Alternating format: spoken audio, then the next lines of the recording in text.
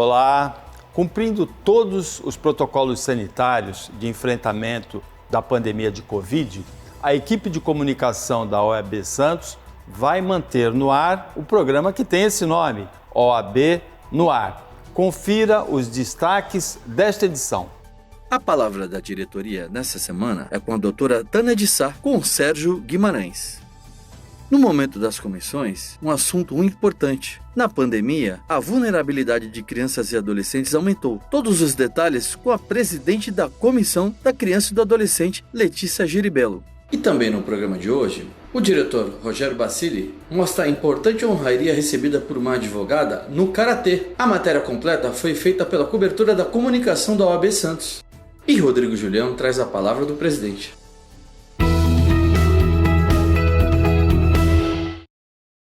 Vou conversar agora com a minha querida amiga, diretora, doutora Tânia Machado de Sá. Nós vamos conversar sobre um dia importante que reúne duas palavras. E aí a doutora vai certamente colocar, é justiça e solidariedade. É verdade, Serginho, é sempre um prazer estar com você, sabe que você é um querido, né? Bom, Dia da Justiça tem várias conotações, né? Antigamente eu me lembro, logo que eu comecei a advogar, que o grande momento desse Dia da Justiça era, primeiro, feriado forense, e segundo, a turma ia jogar bola. Sim. Acho que joga até hoje, né? Sim, provavelmente. Mas enfim, ele tem para nós, nesse momento assim difícil, foi um ano muito difícil, Sérgio, foi um ano muito sofrido, nós perdemos pessoas importantes, não só nas nossas famílias, mas dentro da sociedade, né? Muitos médicos abnegados que perderam a vida porque estavam na linha de frente, né? Nessa luta contra esse maldito, perdão a palavra, mas realmente é ruim demais desse vírus.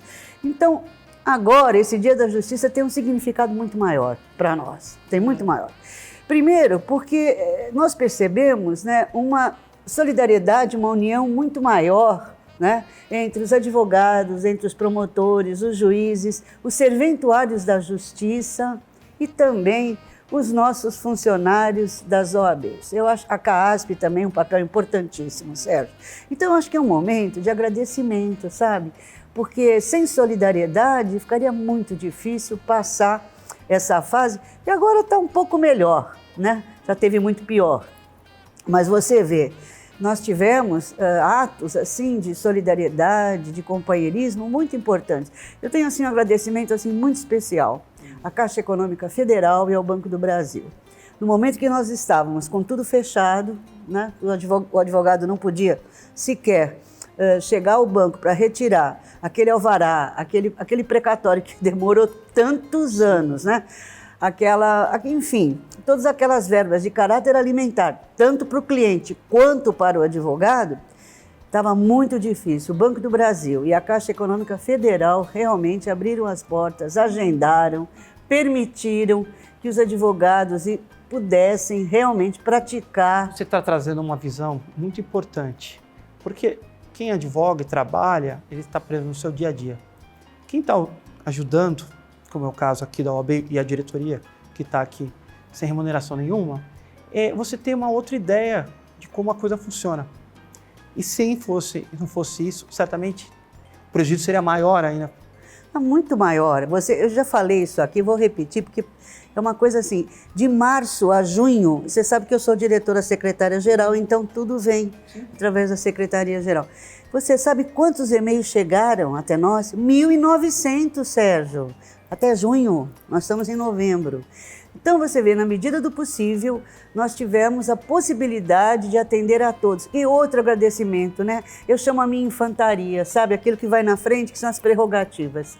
A comissão de prerrogativas, gente, é realmente uma dádiva aqui que pode ajudar, porque as pessoas às vezes acham que é trabalho remunerado. Não, é como o seu. Você tem um escritório atuante, você está aqui prestando um serviço que é de utilidade pública, assim como as nossas comissões de prerrogativas, sabe? Que atuaram muito, né? Então, é sempre um momento de falar obrigada. Obrigada, gente. Obrigado, funcionários. Né? A nossa comunicação, o Marcelo, o Rick, o nosso produtor, sempre atento. No momento que todo mundo está fechado, porque a pandemia diretoria está trabalhando home office, não é verdade? Então a gente precisa realmente dessa comunicação, a Gelsi, não é? Nós temos assim o Fagner, a informática, o William, o Fabiano. Gente, são pessoas que efetivamente se dedicaram para que toda a informação, tudo corresse na melhor maneira possível dentro de uma situação que é extraordinária. Caótica e extraordinária.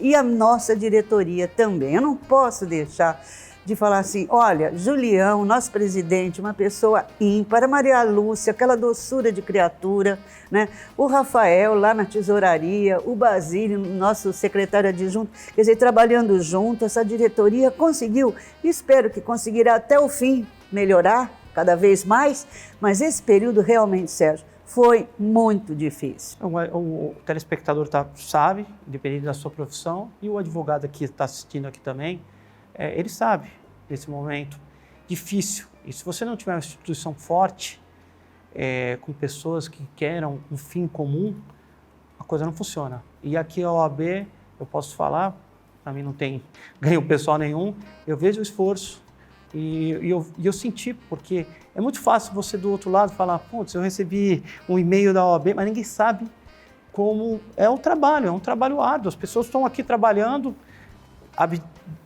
saem dos seus escritórios, abdicando aí de um tempo de...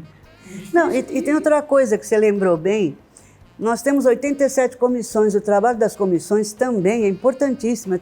O meu agradecimento também às comissões, porque veja, por exemplo, nós temos a comissão do idoso, né? Nós temos a comissão de direitos humanos, nós temos a comissão de processo penal, de processo civil, da mulher advogada, direitos humanos, já falei, apoio à vítima de violência. Quantas comissões que juntas nós conseguimos atender na medida do possível. E outra coisa importante também, porque talvez o público que não é ligado à área jurídica não saiba, hoje nós só trabalhamos com o token da certificação digital, porque tudo é 100% digitalizado, né? E nós temos um departamento para isso aqui que porque ficou fechada a ordem, né? A primeira fase vermelha, você trabalhava em casa, mas tem determinados setores que é muito difícil você atender sem a presença, porque você tem que colocar o digital, enfim, é muito complicado.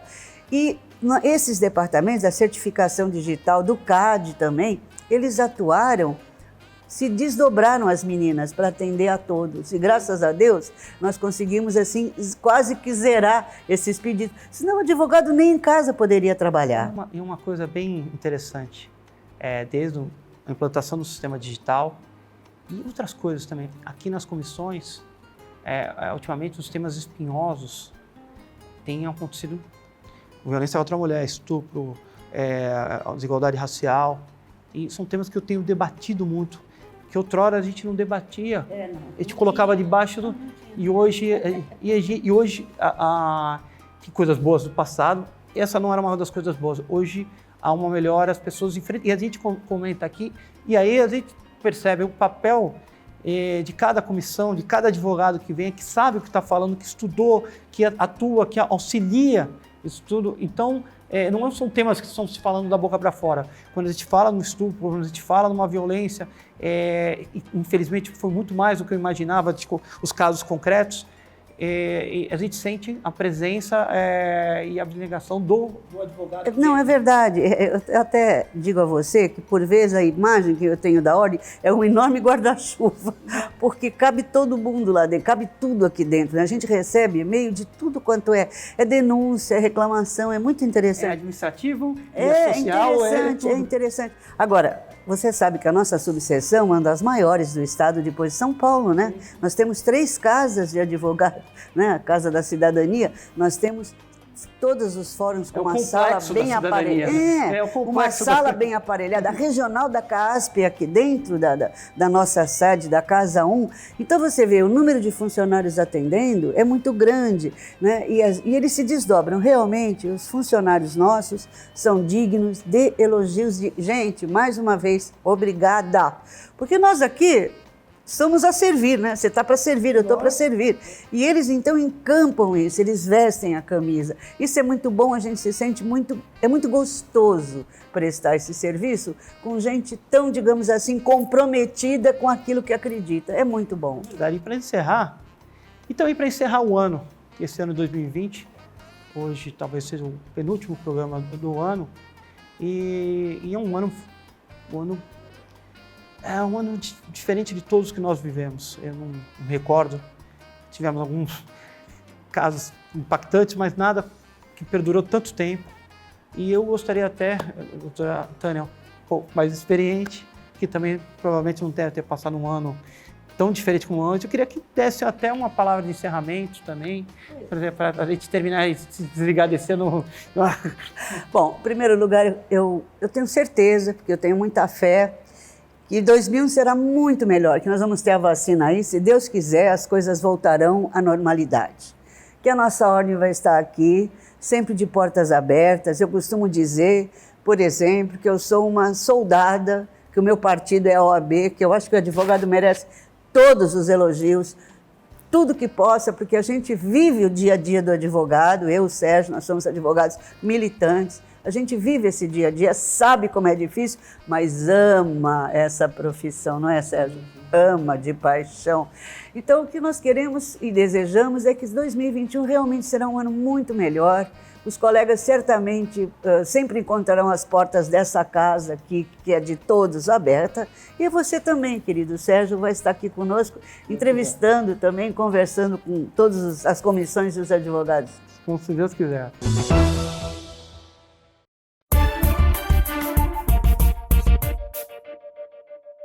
Hoje eu vou conversar com a doutora Letícia Giribello, que é a presidente da Comissão da Criança e Adolescente.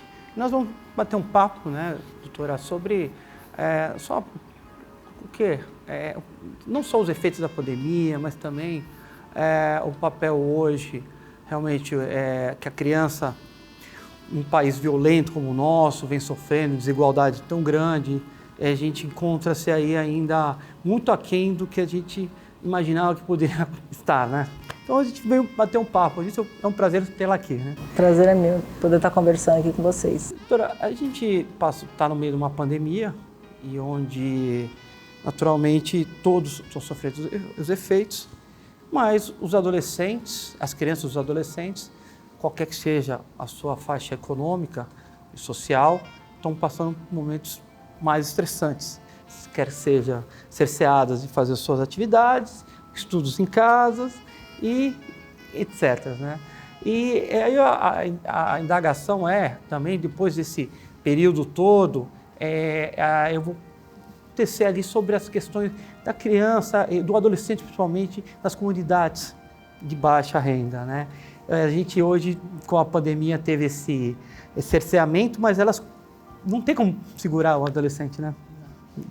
Isso, indiscutivelmente, é difícil de lidar e controlar o adolescente no isolamento, ainda mais pelas questões das escolas. Esses adolescentes, normalmente de locais mais humildes, eles não têm acesso a computadores e a internet de alta velocidade para conseguirem desenvolver seus estudos de uma forma adequada, de uma forma saudável. Muitos deles estão deixando a escola, a evasão escolar aumentou muito nesse período de pandemia.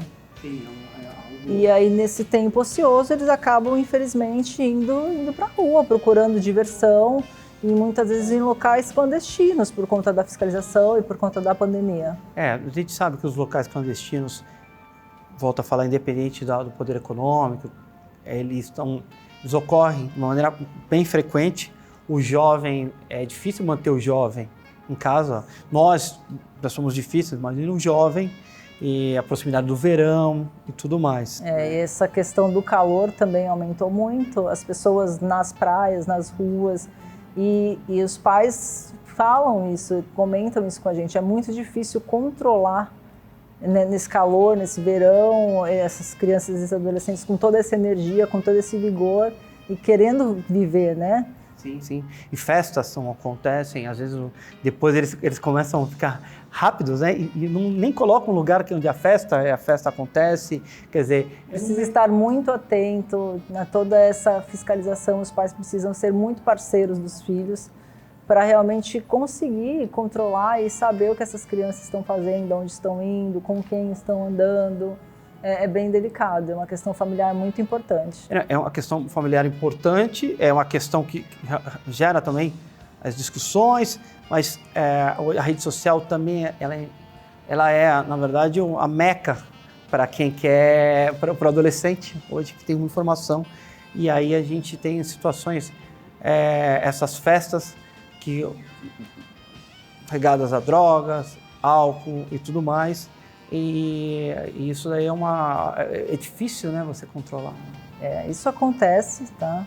E isso é um dever de qualquer cidadão, ao observar uma questão dessa de vulnerabilidade, de desrespeito aos direitos da criança e adolescente, acionar a Polícia Militar, Conselho Tutelar, que tem competência para gerir tudo isso e encaminhar as demandas para autoridades competentes, como o Ministério Público, o CMDCA. É um dever de todo cidadão estar observando essas questões. E os menores também, principalmente, estão indo a esses lugares, e aí a gente tem essas festas e bailes e tudo mais. E aqui a gente não está fazendo apologia contra nada, porque é uma manifestação cultural válida. Isso acontece em diversos setores da sociedade. Exatamente, mas quando envolve o menor, e aí tem que ter uma proteção. Sim, proteção integral.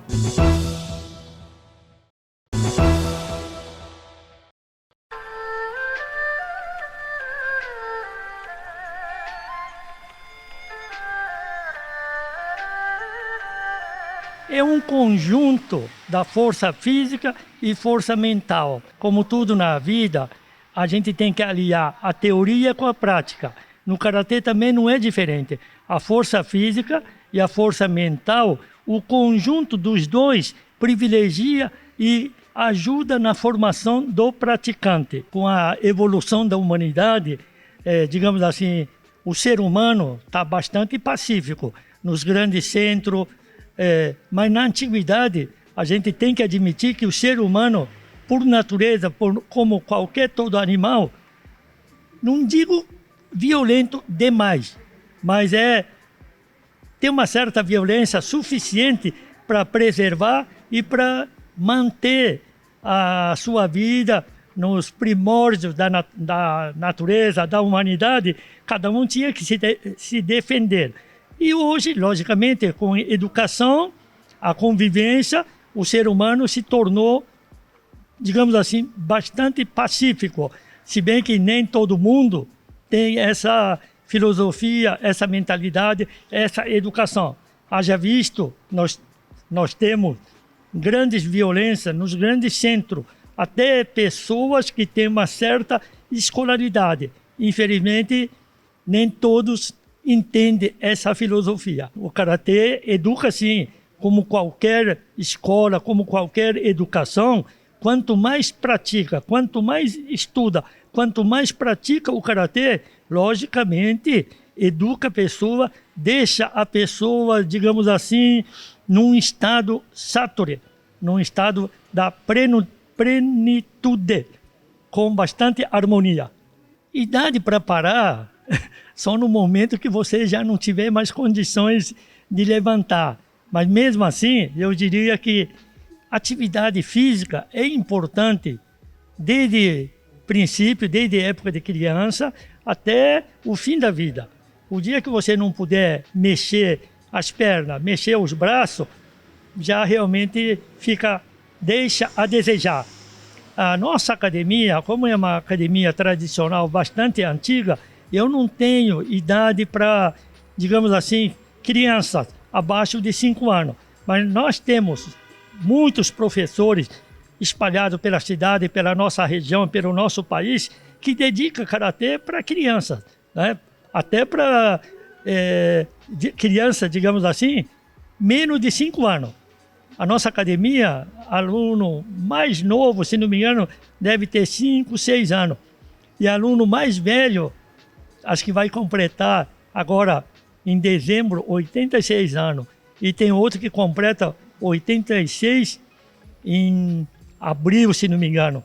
Então não tem. Enquanto estiver andando, dá para treinar. Agora, o dia que não puder andar, ele continua treinando em casa. Até sentado dá para fazer alguma atividade. Porque o homem, o dia que parar como uma máquina, já deixou de viver.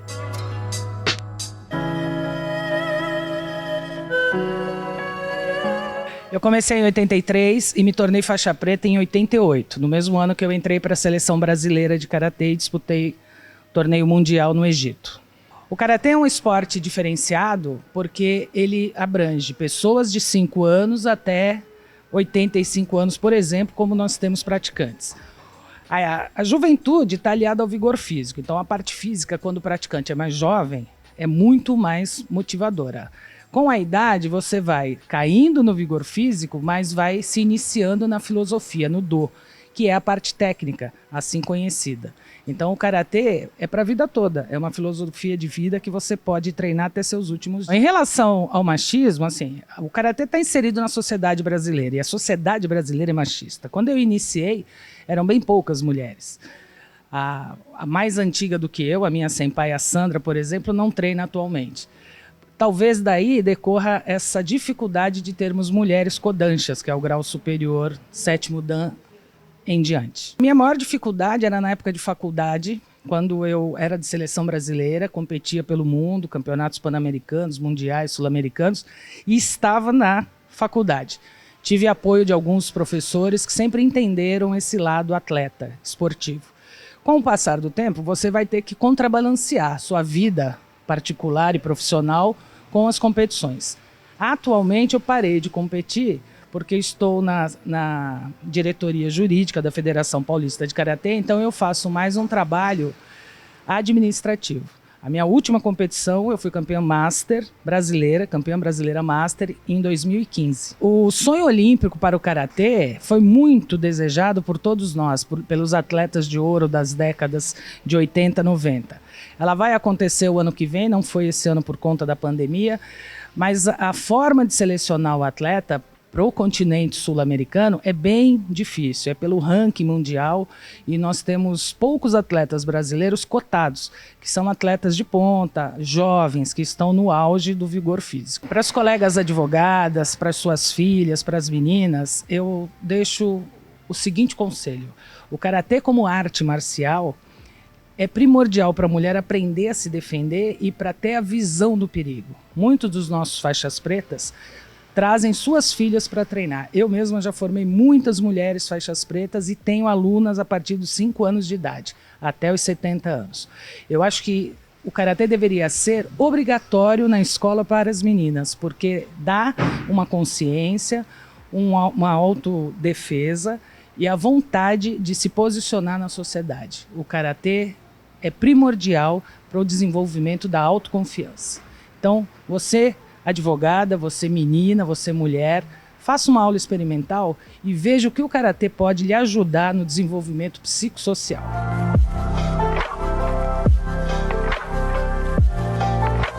Hoje é um dia especial porque a nossa amiga, advogada, professora de karatê Andréa Mesquita recebeu o 7º Dan da Federação de Karatê, merecidamente. Ela é a primeira mulher advogada no Brasil a receber o 7º Dan.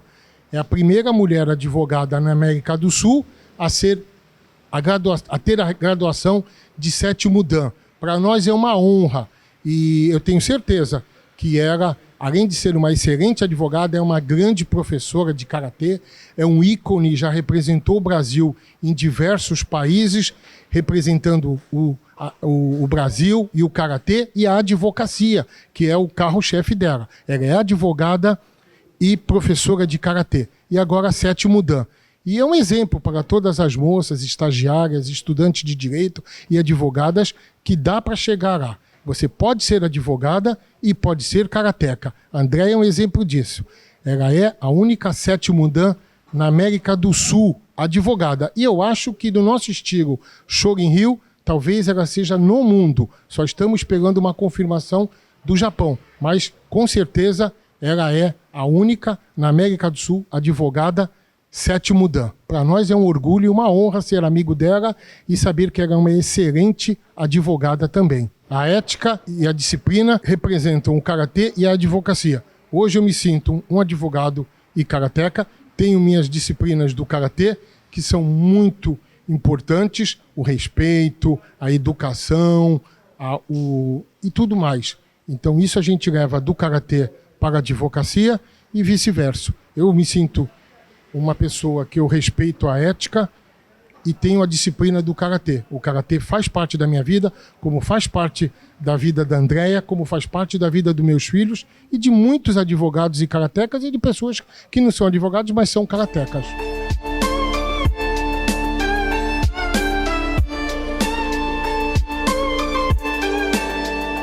Sou acadêmico do 3º ano de Direito, quase no 4º ano já, e o karatê ajuda bastante em relação a ter foco nos estudos, em relação a ir bem nas provas, que eu consigo estudar mais, ter mais atenção.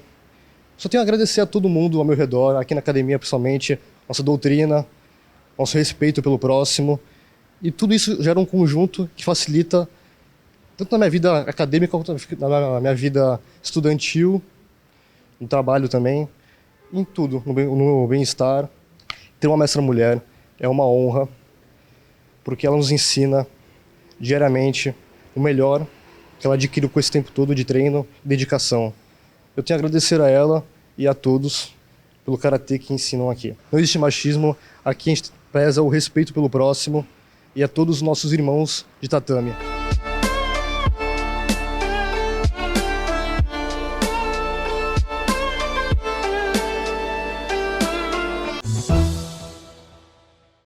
E para fechar, como sempre, o OAB no ar nesta edição, Rodrigo Julião e a palavra do presidente. Olá a todos. Hoje chamo a atenção de toda a sociedade e dos colegas de profissão sobre a necessidade da advocacia como essencial para que se faça justiça dentro de inúmeras situações. Falo isso pelo que está ocorrendo devido à crise da saúde com o Covid no Brasil.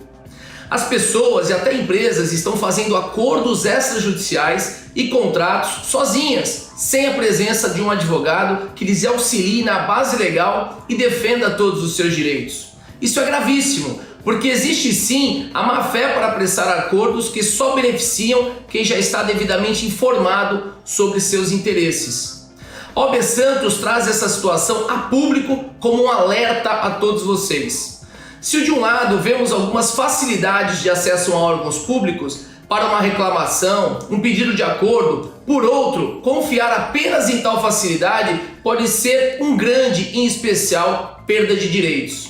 Acordos extrajudiciais, contratos sem embasamento legal, pedidos de benefícios previdenciários sem qualquer esclarecimento a uma vida de trabalho, locador e locatário fazendo contratos de renovação sem informação das partes, são exemplos de como algumas pessoas e empresas estão se aproveitando da fragilidade que esta pandemia trouxe e a falta de informação. Por isso, destacamos aqui a importância da participação do advogado nessas negociações. Sabemos que o brasileiro tem o péssimo costume de se automedicar, com as piores consequências para o seu organismo. O mesmo acontece quando achamos que podemos entender os caminhos de um processo ou de um contrato. Quem sabe a dose que cura e a que pode matar é o médico. E quem sabe ler nas entrelinhas da legislação somos nós, advogados. O OAB Santos está ao lado da vida, em todas as circunstâncias. Não arrisque os seus direitos, procure sempre o seu advogado. Muito obrigado. Você acompanhou mais uma edição do OAB no ar, cumprindo todos os protocolos de enfrentamento, todos os protocolos sanitários de enfrentamento da pandemia de Covid-19. Você teve todas as novidades, todas as notícias, relatos de todas as atividades da Subseção Santos. Até a próxima edição.